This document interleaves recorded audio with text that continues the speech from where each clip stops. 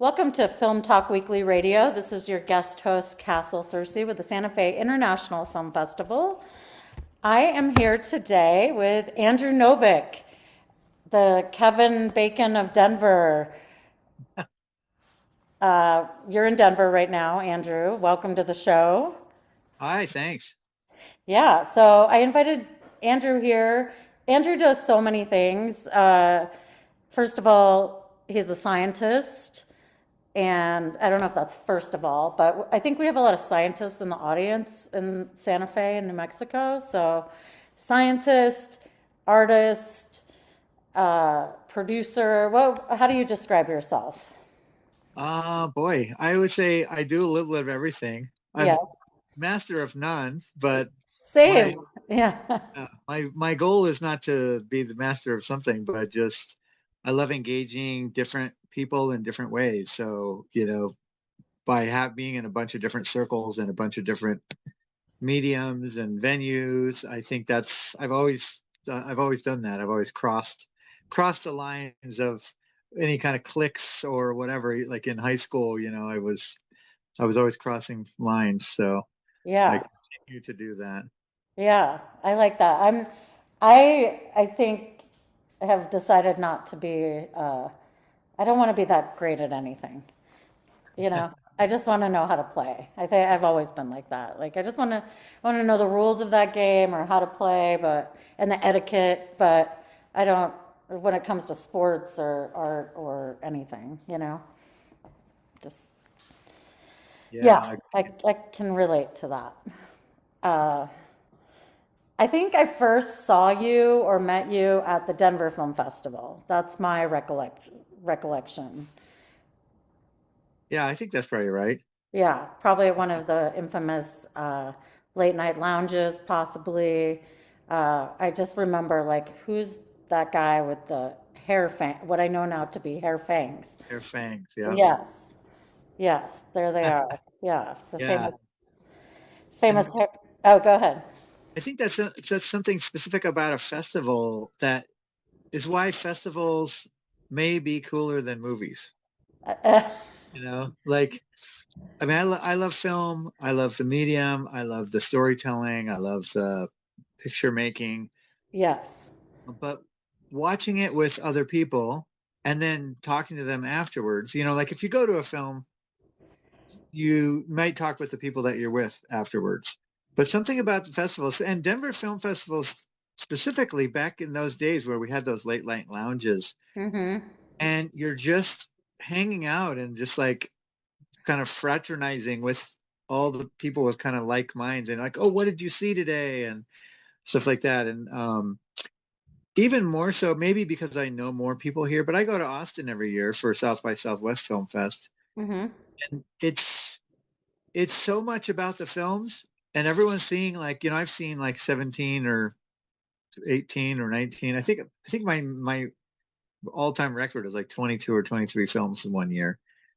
But spending all the time watching films and like talking to people in line, which is cool, but it's not the festive. It's not like the nighttime late night parties. There's something Yeah. about that. It's just, and that's also a lot of the people who work at the festivals are at those events, and the filmmakers are there and stuff. So it's not a Q&A like at a Mm-hmm. festival. Say hangout. It's a party. Everyone's just having fun. It's kind of a magic time to go to a festival like that. Yeah, I think I can agree that I probably can't say that I love the festival more even than the films. Often I'm too busy working to go to the films, so a lot of time all I get is the parties.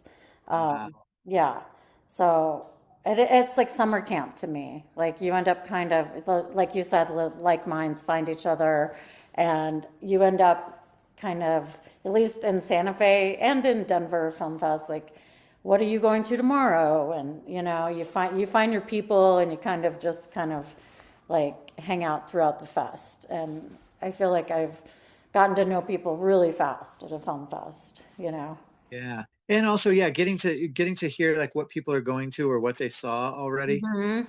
You could read those descriptions all day and all night and like Yeah. not get a feel for the movie. But like somebody can tell you in one sentence, Yeah. like, oh, you got to see this, like, Yeah. okay, Yeah. like, Yeah. Yeah. Yeah. so it's like a personal recommendation from a friend or a stranger alike, but uh, Yeah. it's just something about that a festival specifically you can gather that from. Yeah. So, uh, I met you as a festival goer, but you are also a filmmaker. So we're gonna get into like some of your films. Uh, Give me an idea, like how many you've worked on, like Um, a I, brief overview. Like give us a yeah, taster of what we can talk about I later. started in the 80s making some music videos, Oh wow. Okay. and that was back in the, assemble editing on VHS with the, you know, show Okay. and stuff.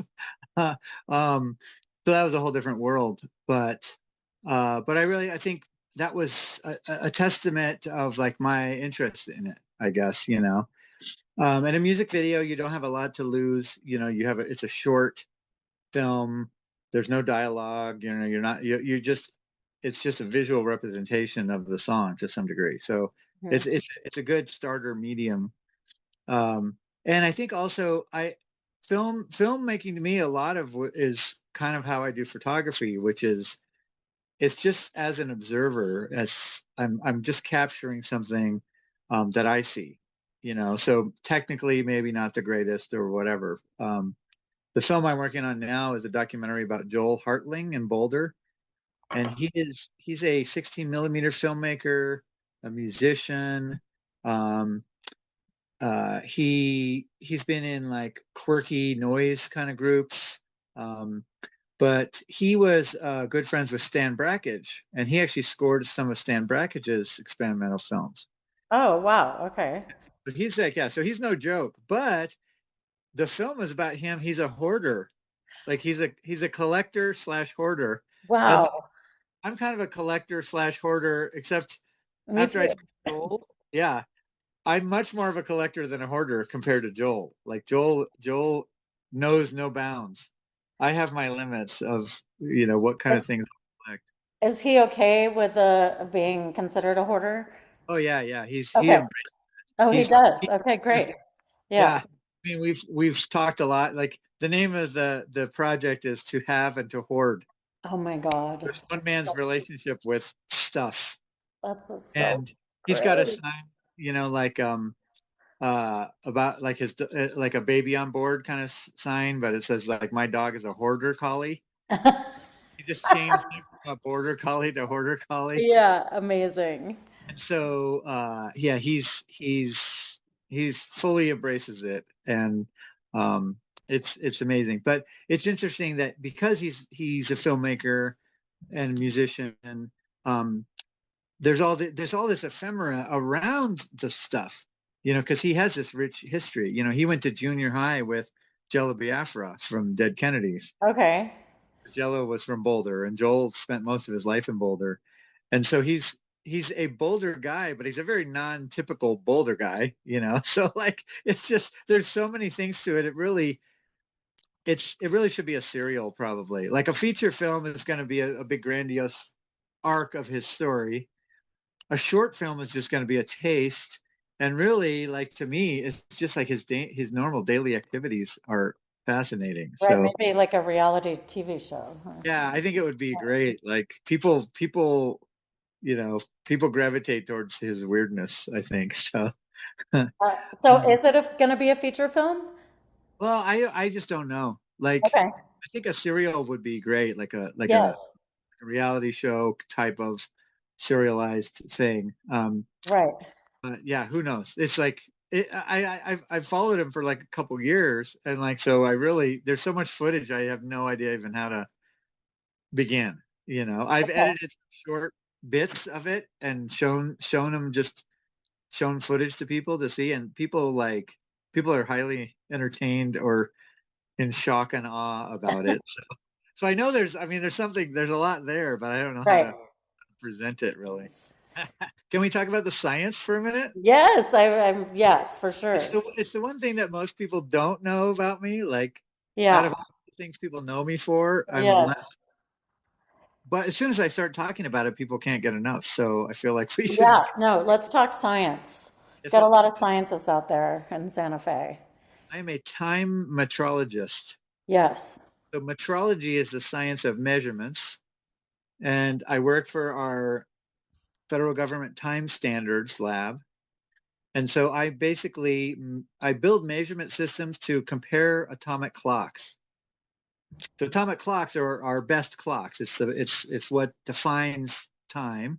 So we at our lab and labs around the world like ours define what is the duration of 1 second. And once we have that definition, we can measure other things compared to that second.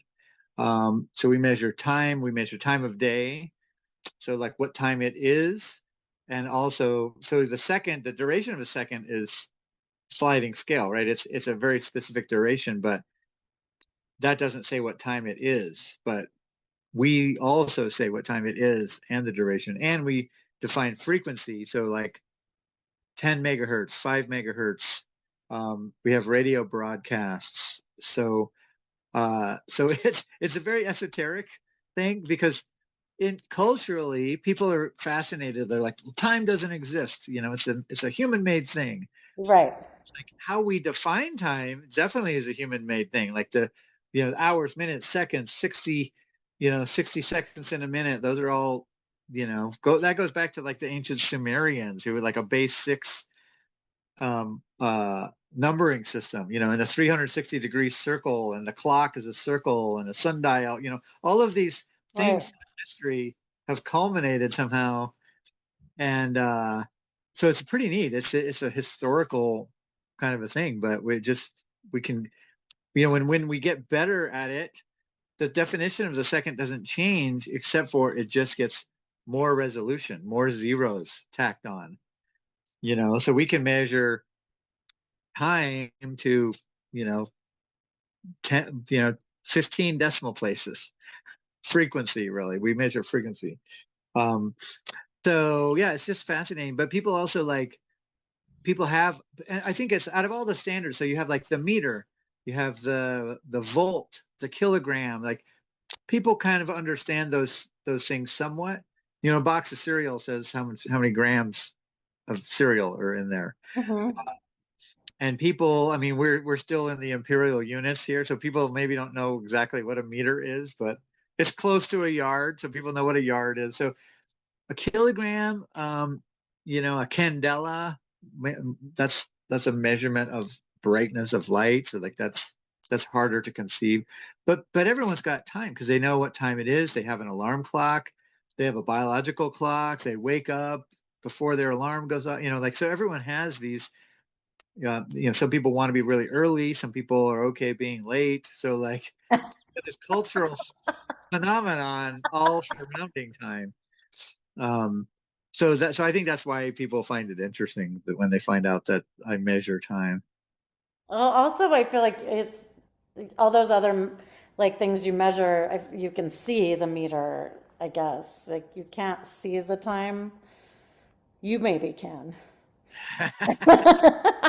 It's just kind of happening, right? It's happening. Like so, Yeah. like in physics, it's like a ball drops or something has mass or velocity or whatever. But none of those things matter without time, right? A ball drops and it's like how far or how fast did it go in some amount of time? It's like Right, so right. time is really what links all of those things together. So, do you think we should be on military time instead of what's the other kind of time called? Like a 12-hour clock versus a 24-hour. Uh-huh. It doesn't phase me either way. Yeah. Like people call it military time. I hear that all the very often, but um I would just call it like 24-hour time versus 12-hour time. Uh-huh. Um, it's kind of arbitrary. Yeah. What 12 hours? Like, why couldn't there be 10 hours or 6 hours or Right. 60 hours? If you had 60 seconds in a minute and 60 minutes in an hour, why wouldn't you have 60 hours in a day or what? Like, Sure. Yeah. I think they couldn't really, I mean, it's like if you had a round clock, maybe you couldn't fit 60 Yeah. notches, so. So it's all pretty arbitrary. But that's one thing about standards is they can be arbitrary how they're created, but everyone has to agree on it. That's what makes it a Yeah, standard, you know. sure. My Yeah, second is the same duration as your second, or right. my yard or meter or centimeter is the same as your centimeter. So like so that's one it's a cool thing about standards is something that we kind of agree on all over the world. Like it might be the one thing, you know, Hmm. find this meter and we all around the world agree about this meter. I mean, we there's Yeah, different calendars and things like that, like different cultures have different calendars, but these standard SI, the seven standard SI units, we've kind of all agreed to keep the same. yeah. If only we could, translate that to other things around the Yeah, world. exactly.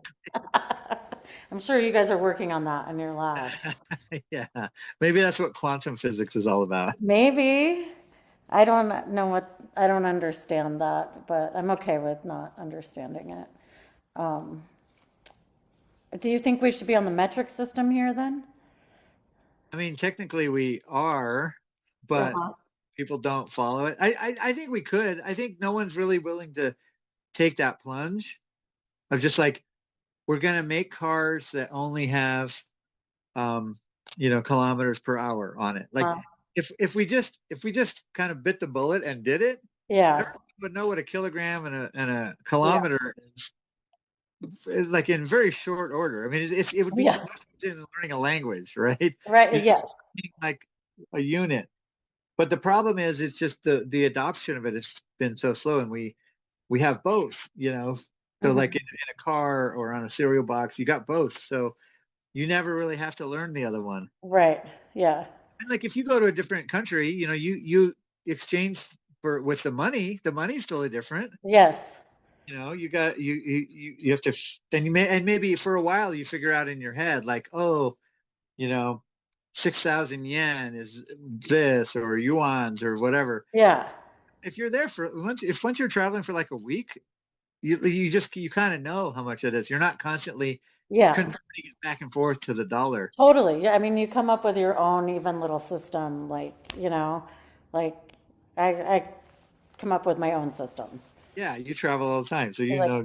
yeah, So I think we could do it if we're kind of forced into it, but we just never have. yeah. Have you ever seen that Saturday Night Live that's kind of about that? I don't think so. I'll have to send it to you. I think it's like Nate Bargatze. Oh yeah. Yeah, yeah, the founding fathers when they decide to not go with Oh, the metric I did see system. that. They're Yeah, on a boat. yeah, Yeah, hilarious. it's like a George Washington kind of thing, and he's like, "I'm gonna call this the kilogram," and like, Yes. we do that. He's like, "It doesn't matter," Yeah, yeah. It really did bring it home that the arbitrary definitions have changed. It's Yeah, yeah. Have you done any film work about your stuff? uh not really. You know, Yeah. I did film some things. I've done like the insurance kind of video where you're just like going around filming your stuff. I did that recently. Yes. Um, and then I did try to get on a show, like there was some kind of reality show that someone's like, "Oh, you got to do this." It was something about Barbies or something. You're Uh-huh. supposed to film yourself with some of your Barbies, and if they pick you, they're gonna come to your house and look at your Uh-huh. collection. And Yeah. so I did do that where I filmed like I took some of my favorite Barbies and I have some custom ones that people were sell on eBay or something like that. And I didn't get on the show, so didn't really go. I can't believe that.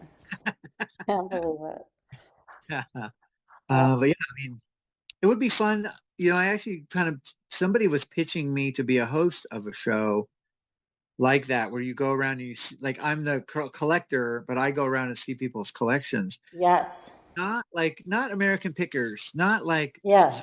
value stuff, right? Not like, Yeah. oh, you could sell this or whatever. It's Yeah. just No. stories, the Yes. people. I You know, love this. a good documentary film, like this guy and this thing I'm doing about Joel in Boulder, right? Like the stuff Yeah. he acts or whatever, but the personality is what's important. Yes. Will you ever make a documentary about time or not even a documentary, like a film? Or have you? You know, it would be possible. I've been on, the media gets interested like during daylight saving time, Yes, I've like seen you on the time. news. Yeah, then so they come and they do bits on time. I've written a couple blogs actually for the NIST blogs. One was on leap day, and it was about like it was kind of about like taking leap day as like an extra day, which it is, and doing something different, doing something fun, break out of your mold. So it wasn't about timekeeping per se. But then I also did a New Year's one that was more about our perception of time and how, time flies when you're having fun, or um, uh, just how we perceive of the passage of time differently depending on what we're doing or different parts of our life. Like when people get really old, the days and weeks go by like very quickly Yes, when you're young, and it's like you're just waiting for the weekend or whatever, or waiting for school to get out, and it's like that's like an eternity. right. So yeah, I don't know about a film. I actually was I acted in an experimental film that had a lot of elements of time, and we actually filmed some of it at NIST, um, with atomic clocks and things. And there was a song in it called Time. So I've been in a film about time, I guess, and that was about kind of healing psychological wounds over time. So that's a big topic. Uh, Hmm. but yeah, I don't know. Anything's You're possible. like you're like Father Time. Like you are like the authority on time. Like, you know? I don't know. I just think that could be, or like educational video or movies about time or something. Yeah. Yeah. Okay. Uh, so you're working on a film about collecting slash hoarding, depending how you look at it. Uh, but you're a collector, and let's talk about some of that. Yeah. So I collect almost everything, or Yeah.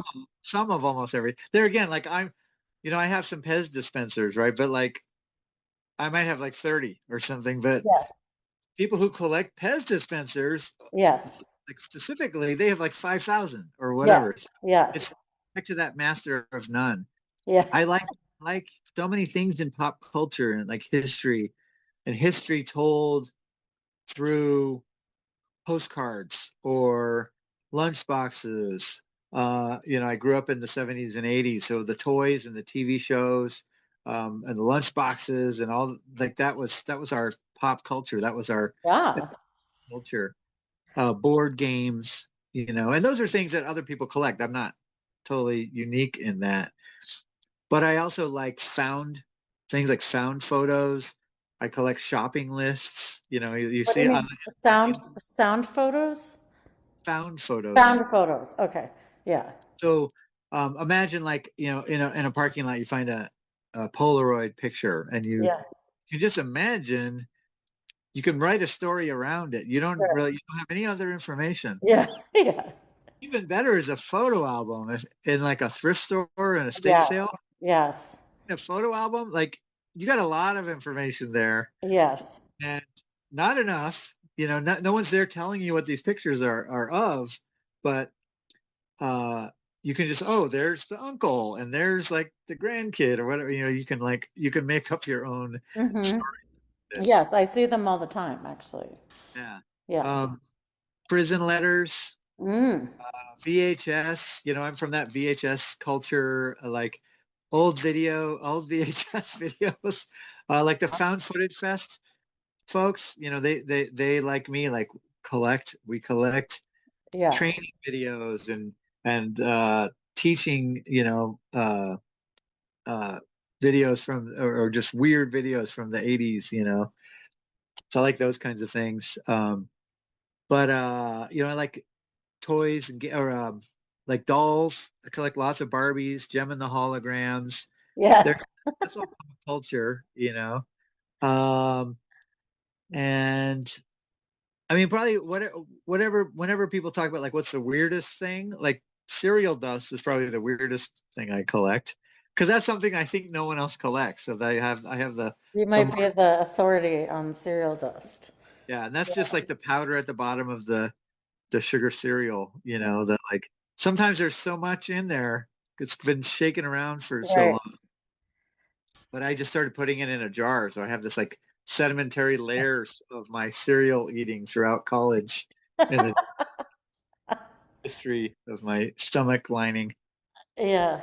Um, and you've put it on display. I know I didn't live in Denver then, but you put all of your items, at least at the time, on Yeah, just, there's been several art shows that I've had various parts of the collection in, but the one that was at the lab at Belmar, which was Adam Lerner's um, thing that he did before he was a director for MCA Denver, and it was called The Astounding Problem of Andrew Novick, oh, amazing. and it was here's this guy he collects everything like what doesn't he collect or what like trying to get to the bottom. So it was literally a display of basically everything that I have. Uh-huh. My house was kind of empty. It wasn't totally empty, but you could look at these piles of things and they've organized it. And there was like these cubby holes of like a bunch of like angel and devil stuff and like Dukes of Hazard stuff or whatever, just like kind of organized however they organize it. Like they tried to get to the bottom of it. That would be really nice. That would feel really good to have somebody come in. They probably even dusted them and everything. Yeah, Yeah. exactly. Then on the opposite wall, there was small photographs, like probably like 2 by 2 photographs of each individual thing. So you can see all this stacks and stuff kind of packed in, or you can see individual objects, but they're all the same size. So like uh, like a postage stamp or an action figure or something even bigger, they're all kind of scaled to be like 2 inches. So that was kind of a unique, weird way of looking at things. And that was kind of a corridor of 2 really high ceiling walls. And then on the third, on the end, it was just text. It was basically text descriptions of each item, Oh, just a one wow. line or one word. And that was a third way of looking at it. So people could be like, yeah, what does this guy collect? Like, just it's getting to the bottom of like how did he end up with all this stuff. So and I think there's a lot to the hunt, right? Like you love Hmm. estate sales and stuff. It's like even if you don't buy something you got to see amazing things just Yeah. going through. Yes, it's like to me, like going to a museum or, just I've been going to a lot of antique stores and thrift stores for a project lately, and it's just like you see things you had in childhood, and you're not necessarily even going to buy them, but it's like God, that it just brings back so many memories. Uh, yeah, I mean, I'm so tempted to collect clothing that has really cool labels in it, but I'm just like, that would be ridiculous, Yeah, And then I started taking pictures of them, but I'm just like, I really just want to cut the label out, and like, there's yeah. so many amazing clothing labels. Oh man, you have to follow my friend Jennifer in Austin. Uh-huh. There's a vintage store called Blue Velvet. Okay. So she's out finding stuff all the time, but she takes pictures of the labels. Oh, So her social media, like okay. you, I would say you can't believe how cool the labels are, but I know that you can because Yes.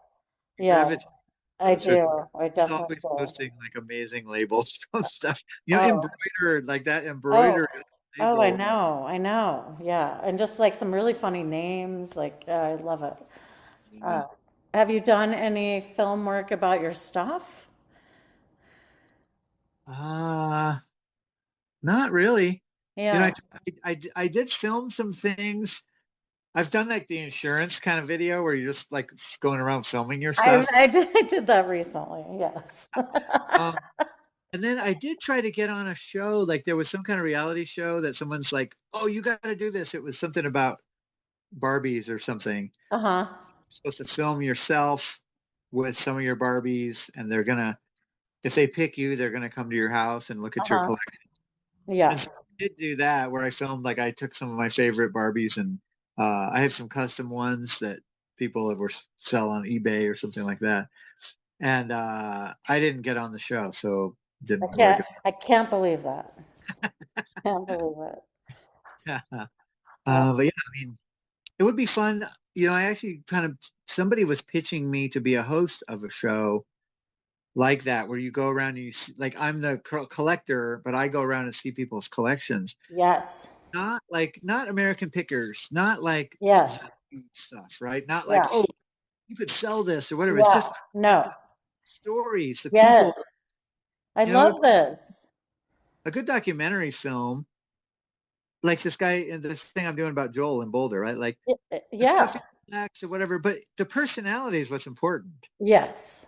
Person and any good, you could have a documentary about anyone who does something if they're an interesting person, Yes. no matter what the subject is, because the real subject is the personality. So I Yeah. think going around to different people's collections, which I always photograph people's collections because if I'm visiting somebody or meet Sure. somebody.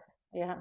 So I think that would be a fun show. That is. Nothing about buying and selling. It's just Yeah. about Nothing. No. Yeah. even just refrigerators, really. Like if I just go in like random people's houses and look at what's on their fridge, Yes. like you can tell instantly if someone has kids because they got Uh-huh. like, their grades or their art or whatever, or Uh-huh. like you can tell a lot of like what people are into, like on their from their refrigerator magnets or whatever. Mm-hmm. So yeah, lots of possibilities. Someday when I'm retired, maybe I can make all of these. Right. Well, there's just endless content, I think, for you out there, like, um, yeah. So what else? Like nostalgia is a big part of your life, I think, with your collecting. And uh, I know that another thing relative to Santa Fe, you worked on the Meow Wolf in Denver. Yeah, Yeah, tell us about that. yeah. When I heard, I had heard from Mariah, my partner, who had started working with Meow Wolf before, like right when they were thinking about coming to Denver, and we, went down to Santa Fe with her. We went to Meow Wolf there, met people, and she knew a lot of the people. And so when the open call came for Denver, I had a really what I thought was a really cool idea, and it got picked. And we were working on it, um, but then it kind of got postponed. Mm-hmm. So that idea has never been made. So that's kind of Oh, yeah. oh, It got paid. We worked on it for like a year and a half, and but like that area of Meow Wolf Denver just didn't get developed. Like it was like we're not gonna because Meow Wolf Denver is so big. it Uh, is. they Yeah. just there's certain parts of it they just like we're not gonna build out this part of the fifth floor and stuff. So it got put on hold. But luckily I had pitched a second idea that did get picked, and Oh. that is also about nostalgia and stuff like that. It's old signage. So we've basically replicated old signage that is places in Denver that no longer are around. Mm-hmm. So because I thought, Meow Wolf's coming to Denver, it's the Santa Fe kids, and one of Mariah's big um, achievements with that was introducing them to all these Denver artists and finding, like bringing artists in, not just making an open call, but bringing artists Mm-hmm. from all different cultures and Mm-hmm. abilities and stuff to Denver. And so, but I wanted specifically to have a little bit of secret Denver in there. So Yes. for people who grew up here, they're going to see one of these signs and they'll be like, I remember that one from when I was a kid. So Yeah. it's nostalgia. Or if you're with somebody and they grew up in Denver and you didn't, they could point out and they could tell you all about this whatever this Yeah. place. I've done that So we with have people. so Yeah. and I had a really good team of folks. One guy great artist, and he was doing T-shirts and drawings of the old Denver stuff.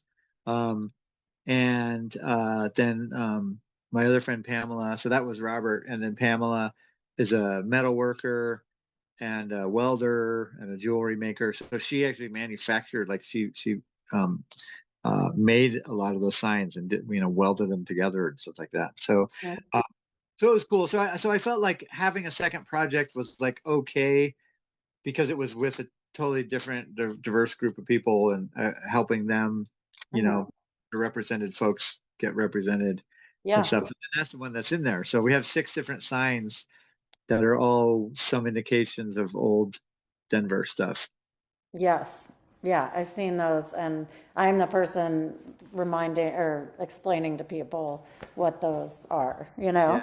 That's so cool. And I that seems so you because, nostalgia and Denver, like it just yeah. Yeah. I was born in Denver. I've never lived outside of Colorado. Like Yeah. farthest I ever moved was Boulder just to go to college. Yeah. So, so I am, yeah, so I am very Denver centric. Yes. Um, and another thing that I do that's kind of history and reminiscence is puzzle hunts. Yes. Okay. I want to talk about your puzzle hunts because that's another way I feel like I kind of got to know you and at a film fest. But let's take a break for these messages. We'll be right back. This is Andrew Novick, born and raised in Denver, Castle with the Santa Fe International Film Festival, and this is Film Talk Weekly. Be right back. And we're back with Andrew Novick, artist, scientist from Denver, Colorado. This is Castle with Film Talk Weekly Radio. And just real quick, Andrew, tell us how to get a hold of you. Yeah, so my kind of semi-broken website is iSaveEverything.com. That's easy to remember. So it's kind of broken, but um, not forever. And then uh, JohnBenézTricycle.com, or you can just search on John Benet's tricycle. And then the doc is to have and to hoard.org. And not a whole lot there, but that's somewhere where people can find me or just look me up, Andrew Novick. There's actually a pretty good article that somebody interviewed me and wrote this article. Is something about like it's called punk rock noise and pancakes or something like that, or Okay. punk rock blood and pancakes.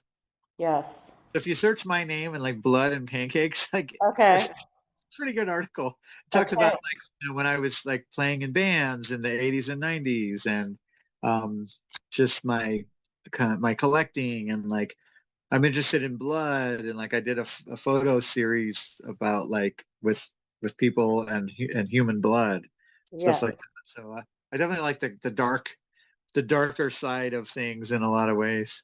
But with like a light sense of humor, sort of Yeah, well, for the attached. most part. Yeah, for the Yeah, most. because you're also the professor of fun, you know? Yeah, Like, I yeah. mean, up to the audience, and like, there's so many things so many paths we could go down with Andrew. Like, we'll probably have to have you back on. But you've been a professor of fun at CU Denver Metro. You did. Yeah, and right now, like, I know that puzzle hunts are something you've been working on, and I feel like I really kind of got to know you even more stuffing some of your bags or something for a film fest, for Stanley Film Festival, which was a horror film festival years ago at the Stanley Hotel. And I know you organized maybe like a pre puzzle hunt kind of mystery. Yeah, Tell that you was one of the explain it. early ones that I did. So that was like, I mean, people call it ARGs, alternate reality games. I call it puzzle hunts because it's like there's some narrative, but then you have to figure out some kind of clue to get to the next thing. And it could be sequential. You figure out a clue, gets to the next thing, you find the next clue.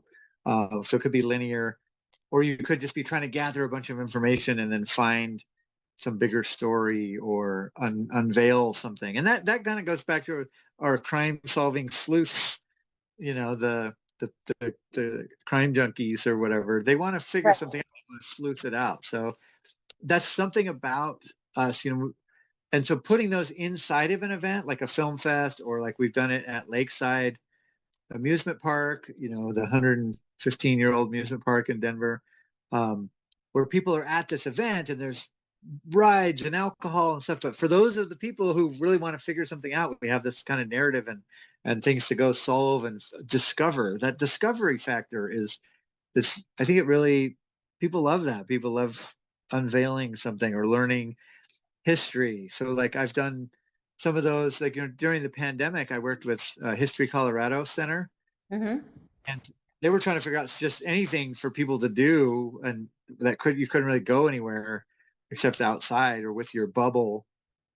So I worked with them on like a month long puzzle hunt, and so you'd get clues and you'd find a next location, and then you'd figure something else out, and like it went on for for weeks, and people loved it. I think that that discovery is a really big part of it. And then I had an art show last year where I actually had, it was actually a puzzle. So I had photographs, but I had cut them into puzzle piece shapes. They were big, like 11 by 17, but they were puzzle piece shapes. And you could theoretically put them together as a puzzle. And if you did that and using the titles, you could actually unveil from a 20-piece puzzle, you can unveil a 20 character message that took you to a location of historical significance in Denver. And I made little puzzles of it. Oh, So you could oh, like, theoretically put the puzzle together, but uh-huh. you just buy the puzzle and then you put it together and then you figure out the puzzle within the puzzle. The puzzle within the puzzle. Uh, and so so yeah, I think people like getting out of, like an art show. People look at something for 5 seconds or less. They might look at it for a minute or whatever. A famous art piece they might stare at for a long time.